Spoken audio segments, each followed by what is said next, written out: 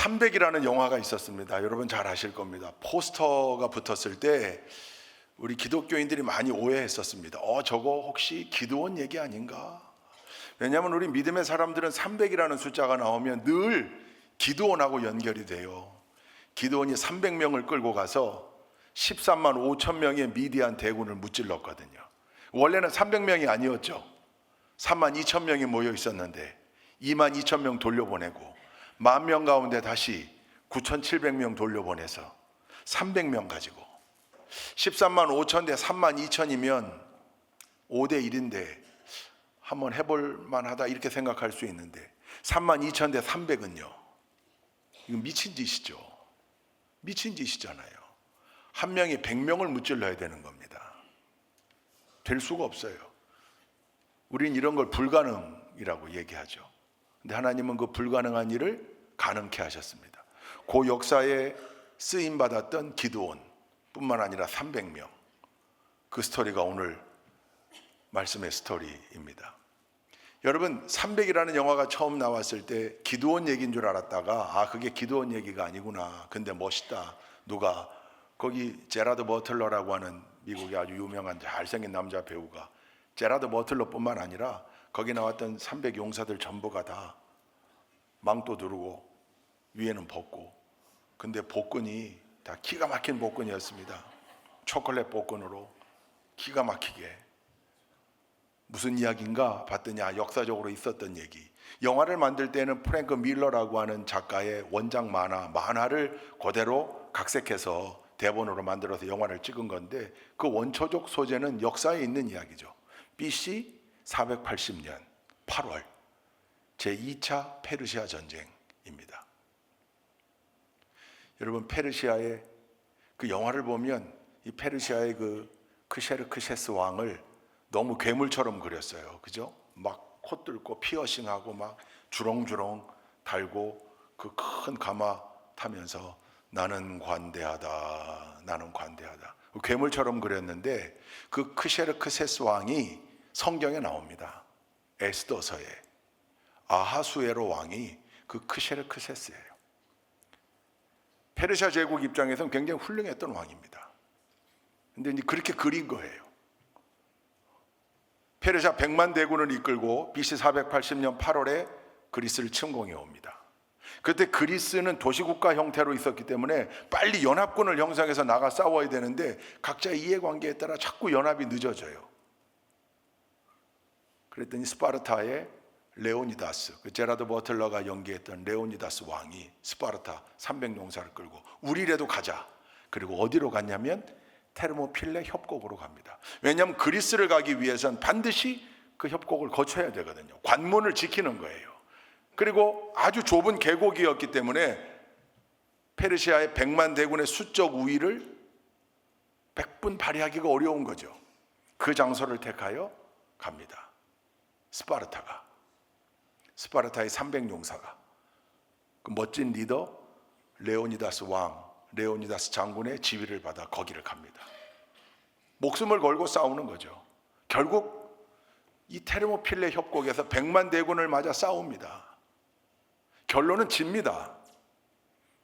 300용사가 100만을 이길 수가 없죠. 그러나 테르모필레 협곡을 통과하는 그 시간을 최대한 지연시킵니다. 그래서 그리스 함대가 퇴각하는 시간을 벌어줬고 해전을 준비하게 했습니다. 테르모필레 협곡을 어렵게 통과한 페르시아의 100만 대군이 아테네까지 점령을 했으나 그리스는 해전을 준비하고 있다가 그들을 바다로 유인해서 BC 480년 9월 전쟁이 발발된 지 한 달 후에 바다 위에서 크셰르크세스의 100만 대군을 무찌릅니다. 그게 그 유명한 살라미스 해전입니다.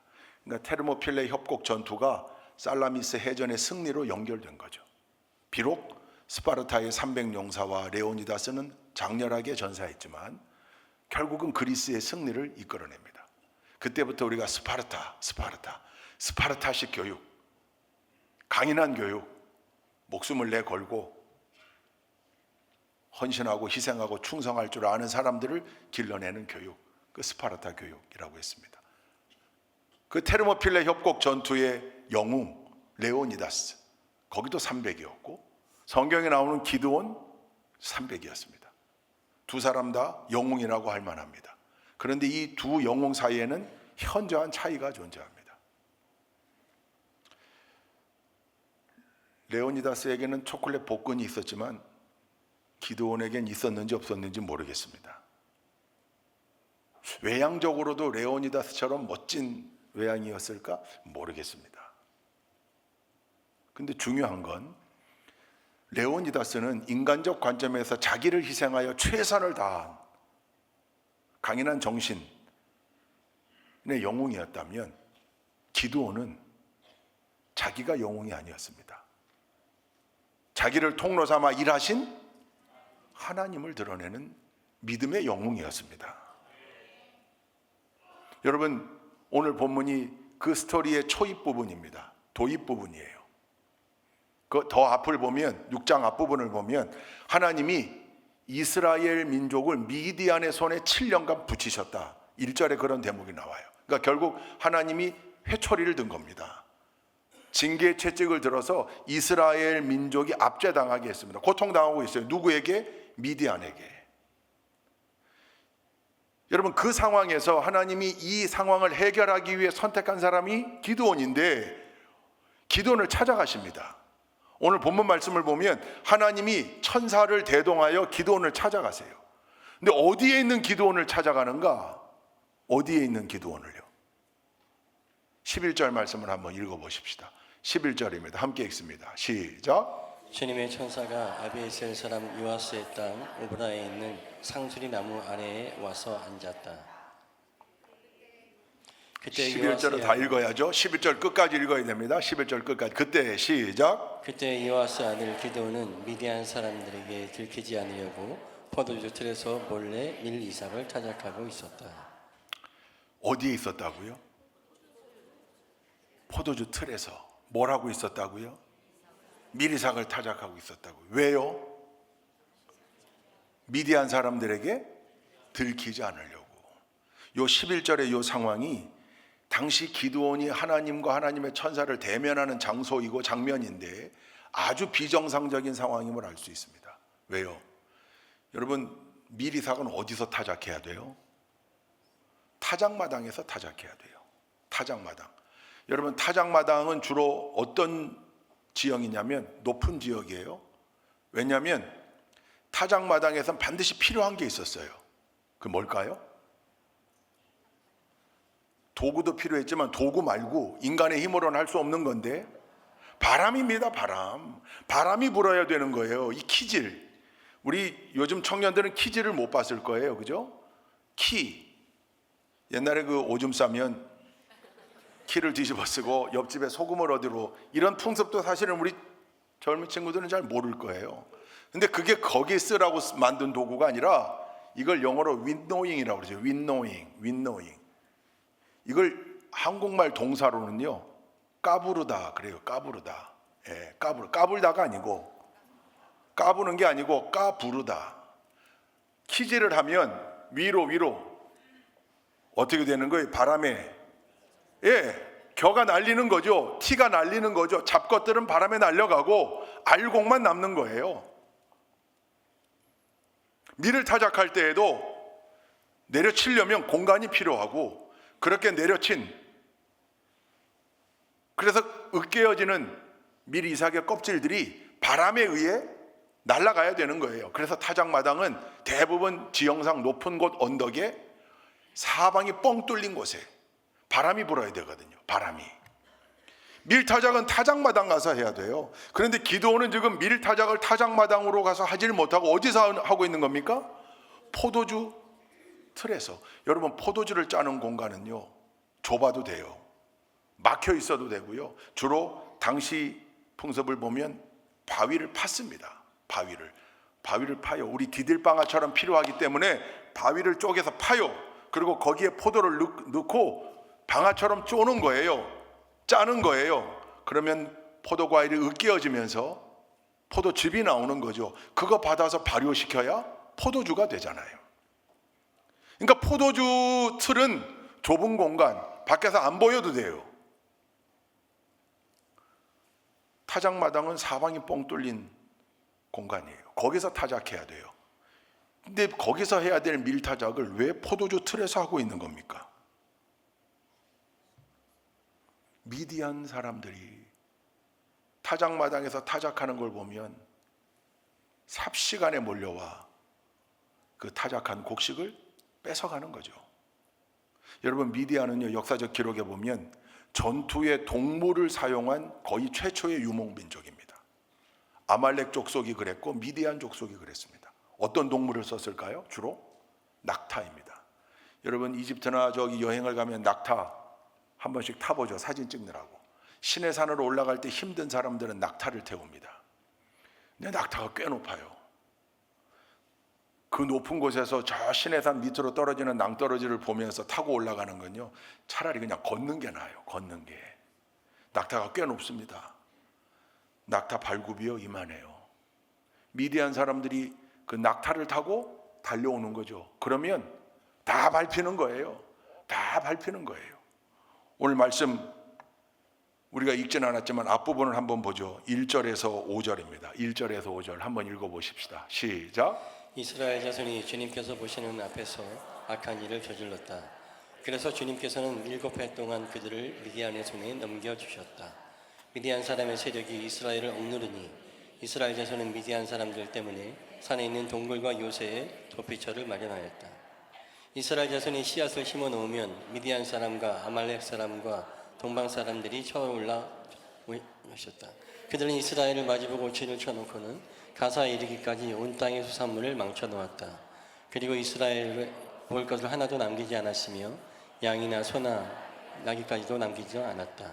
그들은 가축대를 몰고 장막을 가지고 메뚜기 떼처럼 쳐들어왔는데 사람과 낙타가 이를 셀 수 없을 만큼 많았다. 그들이 들어와서 온 땅을 황폐하게 만들었다.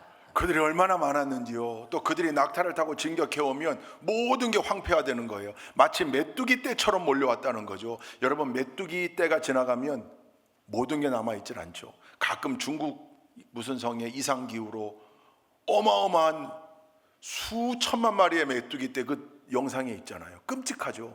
그 메뚜기 떼가 지나가면 남는 게 하나도 없어요. 마치 그렇게 지나간다는 거예요. 낙타를 타고 와서 그렇게 밟아놓는 것이 농작물뿐만 아니라 가축들도 그랬고 사람도 밟히는 겁니다. 사람도 죽는 거예요. 그러니까 미디안 군사들이 한번 쳐들어왔다 가면 일명 초토화 작전이죠. 마을이 초토화되는 거예요. 농작물이 다 황폐화되고요, 다 뺏기고 가축도 뺏기고 가축도 죽고 사람도 밟혀서 죽고 이런 상황이 벌어지니까 기드온은 미디안 군사의 눈을 피해 타작마당에서 해야 될 타작을 포도주 틀에 가지고 와서 하고 있는 상황인 겁니다. 아주 어려운 상황, 아주 비참한 상황, 아주 초라한 상황입니다. 그렇잖아요. 근데 그 자리에 누가 찾아오셨다는 거예요? 하나님이 찾아오셨다는 거예요. 여러분, 기드온이 무슨 대단한 포부를 품고 비전을 가지고 민족을 구하겠노라 그렇게 들고 일어선 상황이 아니에요. 아주 연약한 모습이에요. 아주 미약한 모습이에요. 레오니다스하고 비교해 보면요, 초라하기 짝이 없어요. 그렇잖아요. 레오니다스는 지금 죽기를 각오하고 300용사를 이끌고 누가 밀지 않았어요. 강제로 나가라고 그러지 않았어요.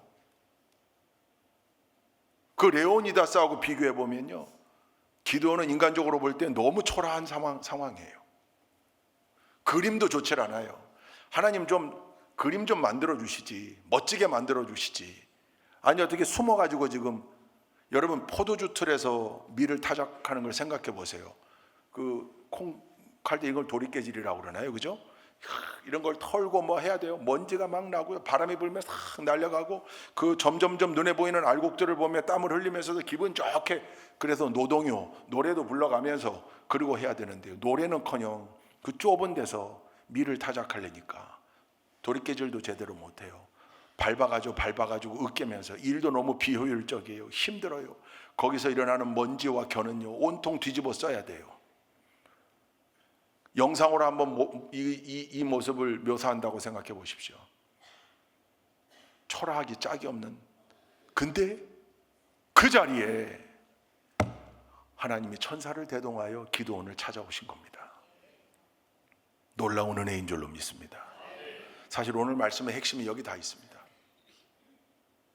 포도주 틀로 찾아오신 하나님이에요. 비정상적인 상황 안으로 찾아오신 하나님이에요.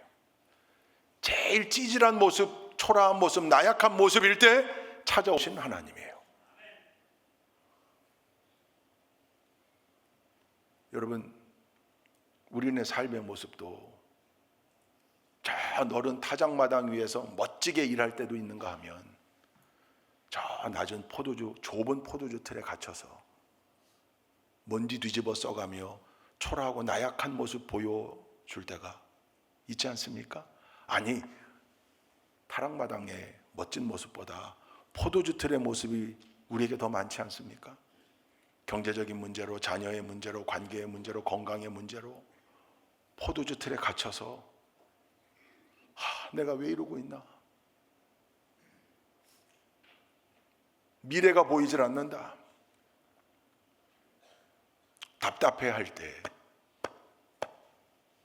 그때 하나님이 천사를 대동하여 찾아오신다는 거죠. 그래서 은혜인 겁니다. 멋진 포부를 가지고 전진하는 모습 좋죠. 근데 하나님은 그런 사람들에게만 나타나시는 게 아니라 가능성이 없다고 생각하는 그때, 절망이라고 생각할 그때, 아무것도 할 수 없다고 생각하는 그때, 스스로의 모습을 돌아보며 신세한탄하고 있을 때, 그때에도 우리를 잊지 않고 천사를 대동하여 찾아오셔서 우리를 불러 세우시고 사명을 맡기시는 하나님이심을 기억하시기 바랍니다. 그래서 우리에게 소망이 있는 겁니다. 포도주 틀에 갇혀 있는 때에라도 소망이 있는 거죠. 붙잡을 수 있는 거죠. 하나님 오시면, 하나님이 함께 하시면 내가 쓰임 받으리라. 내가 이 포도주 틀에서 저 높은 타작마당으로 당당하게 올라가리라. 할렐루야. 그 역사가 우리 동역자들의 삶에 늘 허락되어지기를 주님의 이름으로 축원드립니다. 그렇게 찾아오신 하나님이 뭐라고 하십니까? 뭐라고? 그렇게 찾아오신 하나님이요, 기드온을 어떻게 부르십니까? 우리 12절 말씀 한번 읽어보십시다. 12절 말씀, 본문 12절 함께 읽습니다. 시작. 주님의 천사가 그에게 나타나서 힘센 장사야, 주님께서 너와 함께 계신다 하고 말하였다. 힘센 장사야. 요걸 이제 개역개정으로 한번 열어봐 주실래요? 개역개정으로 함께 읽습니다. 시작. 여호와의 사자가 기드온에게 나타나 이르되 큰 용사여, 여호와께서 너와 함께 계시도다. 우리 입에 붙기는 개역개정의 큰 용사여, 이게 조금 더 그죠? 힘센 장사여, 이것도 뭐 같은 얘기예요. 기드온이 지금 제일 나약한 상황에 있는데, 초라한 상황에 있는데 하나님 눈에는 그렇게 보이질 않았던 거죠. 큰 용사여, 힘센 장사여, 그렇게 부르십니다. 주님의 천사가 부른 거지만 하나님이 부른 것과 마찬가지인 거죠. 그러면서 주님의 천사가 전한 메시지가 뭐예요? 천사는 메신저니까 하나님의 뜻을 전하는 천사, 그 천사가 하나님의 너와 함께 하신다. 그래서 너는 큰 용사다. 그래서 너는 힘센 장사다. 오늘 우리 시온 찬양대가 내게 능력 주시는 자 안에서, 내게 능력 주시는 자 안에서. 그렇죠. 내 힘 아니에요. 착각하면 안 돼요. 내 힘이 아니에요. 하나님의 힘으로 너는 큰 용사야. 하나님의 힘으로 너는 힘센 장사야. 할렐루야. 그리고 하나님이 너와 함께한다. 그렇게 선포하시더니 기드온에게 사명을 맡기세요. 그게 14절 15절 한번 읽어보십시다. 14, 15절입니다. 함께 읽습니다. 14절 15절 시작. 그러자 주님께서 그를 바라보시며 말씀하셨다. 너에게 있는 그 힘을 가지고 가서 이스라엘을 미디안의 손에서 구하여라. 내가 친히 너를 보낸다. 기드온이 주님께 아뢰었다. 감히 여쭙습니다만 내가 어떻게 이스라엘을 구할 수 있습니까?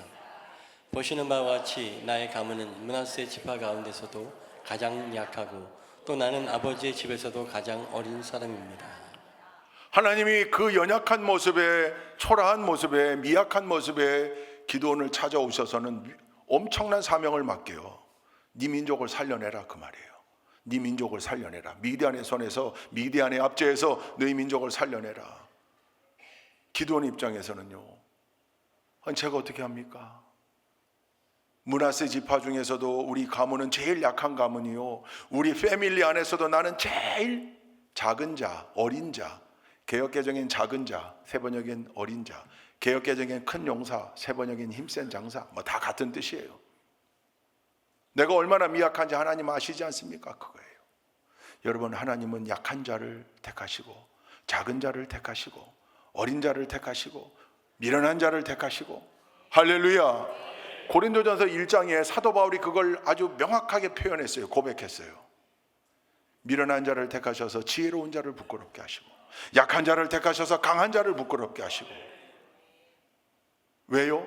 거기 정답이 나와 있어요. 한번 읽어보십시다. 27절부터 29절까지 함께 읽습니다. 시작. 그런데 하나님께서는 지혜 있는 자들을 부끄럽게 하시려고 세상의 어리석은 것들을 택하셨으며 강한 것들을 부끄럽게 하시려고 세상의 약한 것들을 택하셨습니다. 하나님께서는 세상에서 비천한 것들과 멸시받는 것들을 택하셨으니 곧 잘났다고 하는 것들을 없애시려고 아무것도 아닌 것들을 택하셨습니다. 이리하여 아무도 하나님 앞에서는 자랑하지 못하게 하시려는 것입니다. 아멘. 할렐루야. 하나님 앞에서 자기 자랑할까 봐, 내가 이루었다, 내 힘이, 내 지혜가, 내 능력이 그럴까 봐 하나님은 어리석은 자를 택하여 지혜로운 자를 부끄럽게 하시고, 어리석은 자를 택하여 일하심으로 그 지혜 있는 자를 능가하시는 거죠. 약한 자를 택하여 일하심으로 강하다고 하는 사람들 코를 납작하게 하는 거죠. 못난 자라고, 스스로 못난 자라고 하는 자를 택하여 위대한 일의 주인공으로 쓰신다는 거죠. 하나님 앞에서 자랑하지 못하게 하려고, 내 힘으로 이루었다가 아니라 하나님께서 함께 하시는구나, 하나님께서 일을 행하셨다, 나는 자격이 안 되지만 순종했더니 하나님이 나를 통하여 이렇게 역사하셨다, 내가 한 것 아니에요, 하나님이 일하셨다. 오늘 말씀 끝나고 올해 속회 지도자들 임명예식, 선교회장 임명예식, 또 새가족 수료식 이렇게 있어요. 여러분, 지난주에는 우리가 신천 임원들을 임명했습니다. 사람들을 세우는 일, 매년 연말이 되면 교구 사역자들이 아주 곤혹스러워해요. 왜요? 이제 뭘 그렇게 내려놓는다는 분들이 많아요. 뭐 내려놓는다는 표현 이해해요. 못해 먹겠다, 말을 안 듣는다, 힘들다, 일이 너무 많다. 여러분, 교회라고 하는 공동체, 우리 교회 조직이 얼마나 큰 조직입니까? 이 조직이 톱니바퀴처럼 맞물려 돌아가려면요, 그 톱니바퀴를 돌리는 힘이 있어야 돼요. 누군가는 이 일을 해야 합니다. 그냥 이름만 올려놓고, 여러분, 이름만 올려놓는 직분이 어디 있어요? 하나님 앞에서 그런 직분은 없어요. 이름만 올려놓고 그냥 불려지기만 그렇게, 그건 그냥 감투일 뿐입니다. 세상의 감투.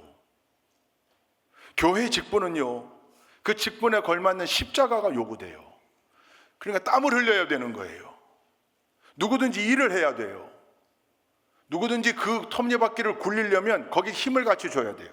군대에 유격 받을 때 목봉 체조를 합니다. 목봉 체조. 난 이게 제일 싫었어요. 키 큰 사람들이 제일 손해예요.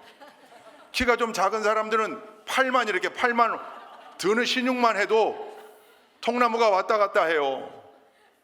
나중에 저는 다 저만큼 힘든 줄 알았어요. 그랬더니 키가 작은 사람들은 안 힘들었더라고요. 여러분, 자기가 안 하면 누군가가 대신 그 몫까지 하는 거예요. 우리 교회라는 큰 톱니바퀴를 돌리기 위해서 여러 분야 조직에 직분자들, 헌신자들이 필요한 거죠. 봉사하는 사람들, 일하는 사람들, 충성하는 사람들이 필요해요. 지금 우리 눈에 보이지 않는다고 할지라도 누군가는 지금도 어디서 아이들을 가르치고 식사를 준비하고 일찍 예배 드리고 가서 이 역할들을 하니까 이게 돌아가는 거예요. 오늘 정교 장로님 기도하시면서도 교회 안에 작은 교회 이렇게 표현해 주셨어요. 속장, 선교회장 다 마찬가지입니다. 이름만 걸어놓고 그럴 수 없어요. 여러분, 한 사람의 인생이 한 우주라고 그랬습니다. 우주. 여기도 순복음교회에 유명한 격언이 있어요. 구역장 한 사람만 잘 만나면 인생이 달라진다. 구역장이 우리로 말하면 속장이에요. 속장 한 사람 잘 만나면 그 인생이 달라진다. 그게 조영교 목사님 초기에 목회할 때 여의도 순복음교회 슬로건과 같았어요. 제가 지금 생각해 보면 그때 당시 여의도 순복음교회 구역장들은 목회자들이나 마찬가지였던 것 같아요. 부담인 거죠. 회원들을 관리하려면, 성도들을 섬기려면 늘 어디 아픈 데는 없나, 문제는 없나, 예배는 잘 드리고 있나, 요즘 빠지지는 않나, 나태해지지는 않았나. 여러분, 그거 하려니까 관심을 가져야죠. 관심을 가지려니까요, 시간도 들어가죠, 에너지도 들어가죠. 아니, 그런 것 없이 어떻게 할 수 있어요? 그러니까 힘들어요. 힘드니까 안 한다고 그래요.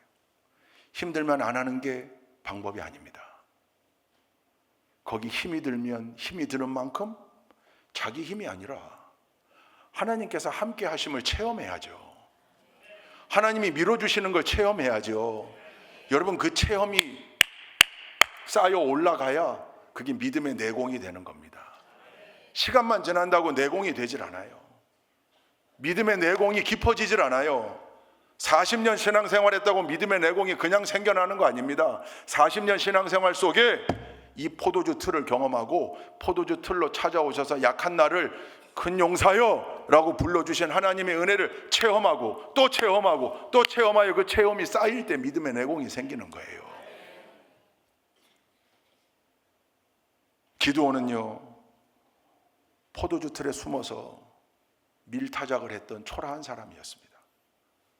근데 하나님은 그 초라한 삶의 자리 한복판으로 찾아오셨습니다.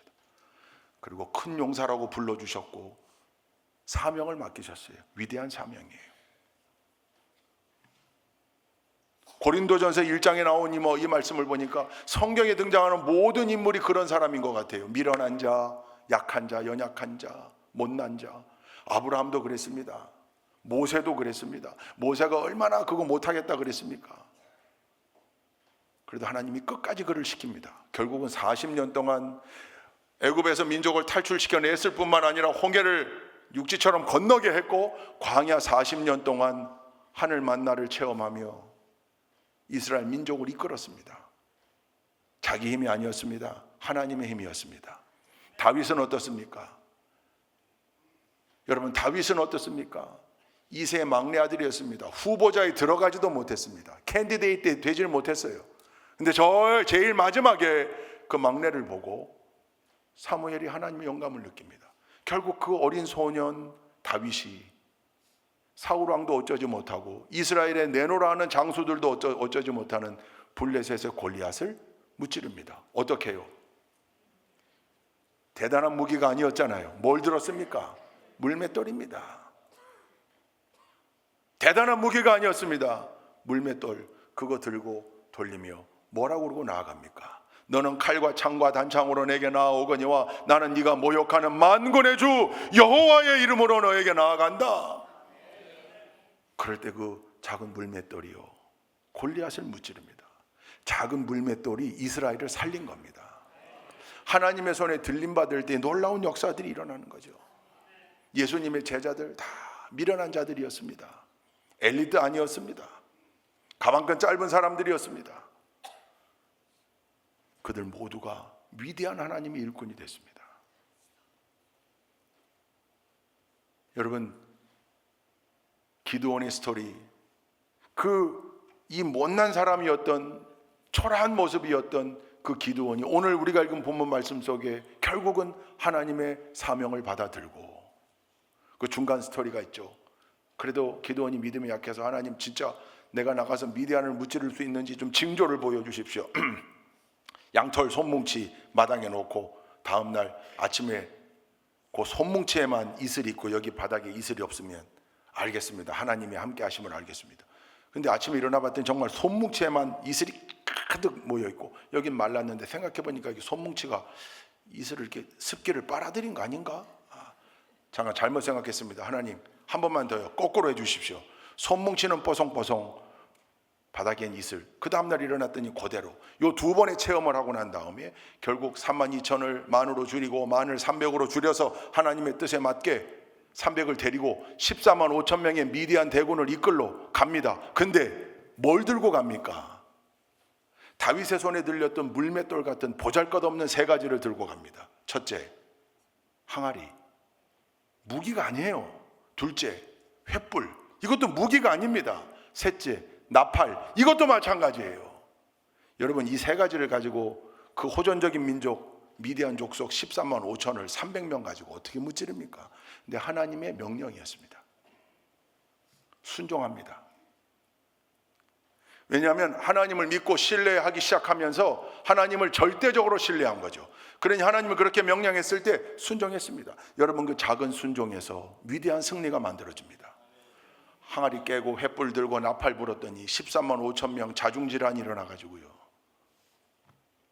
18만 5천 명의 아수르 군대가 히스기야 왕 앞에서 다 도망가고 죽은 것처럼 14만 5천 명의 미디안 대군이 기드온과 300용사 앞에 전멸당합니다.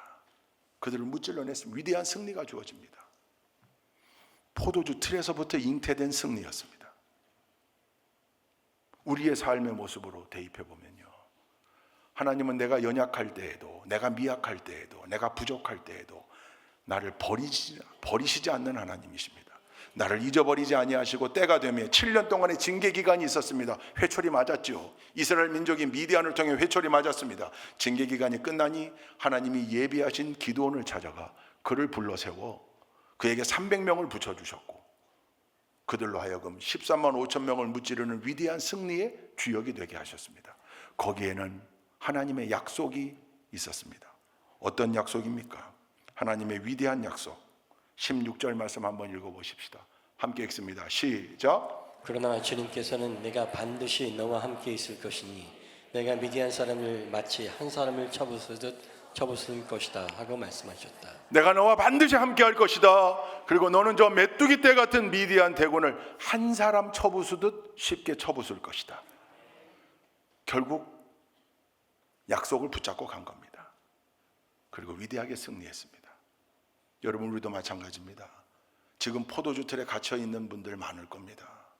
하나님, 왜 이런 어려움을 내게 주십니까? 왜 이런 답답한 상황을 내게 주십니까?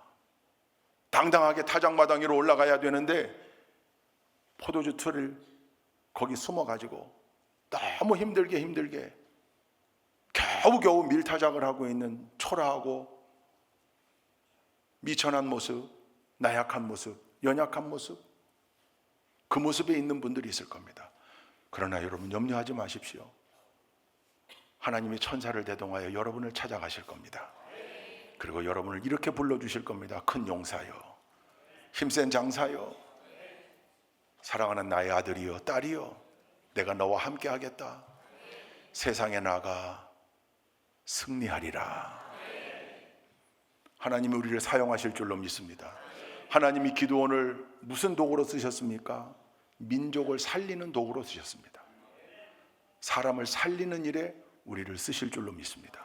오늘 임명받는 속회 지도자들, 속장, 지역장, 교구장님들, 오늘 임명받는 선교회장님들 모두가 다 이 사명을 함께 감당해내는 겁니다. 성도를 살리고, 회원을 살리고, 가족을 살리고, 가정을 살리고, 교회를 살리고, 이웃을 살리고, 지역사회를 살리고, 나라를 살리고, 그 사명이 우리에게 주어져 있습니다. 내 힘으로는 안 됩니다. 내가 뭐라고. 그러나 하나님 함께 하신다고 약속하셨으니 이 일에 위대한 승리를 거두게 될 줄로 믿습니다. 그 승리의 주역으로 살아가는 우리 모두가 되기를 주님의 이름으로 축원드립니다.